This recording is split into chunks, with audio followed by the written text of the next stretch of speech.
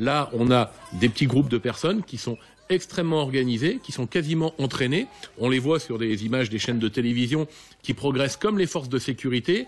Un individu devant qui a un bouclier, qui protège les autres derrière, qui maintiennent une liaison, la main sur l'épaule, avec le troisième individu qui jette des projectiles. Et des gens qui viennent dans les manifestations avec des bombes agricoles dans lesquelles ils mettent des vifs, avec des bouteilles d'acide qu'ils jettent sur nos collègues. On a eu des collègues blessés et on a eu un collègue qui a eu la mâchoire fracturée avec une batterie de voiture. Ça, heureusement, c'est pas quelque chose de tellement fréquent. Et quand bien même ça arriverait régulièrement, pour nous, les violences contre les collègues, elles ne sont jamais normales. Et qu'est-ce que vous dénoncez alors? Un laisser-faire, un manque de gestion de la part même du gouvernement? Il y a plusieurs choses. Il y a un flou dans certaines gestions du maintien de l'ordre, notamment sur Paris.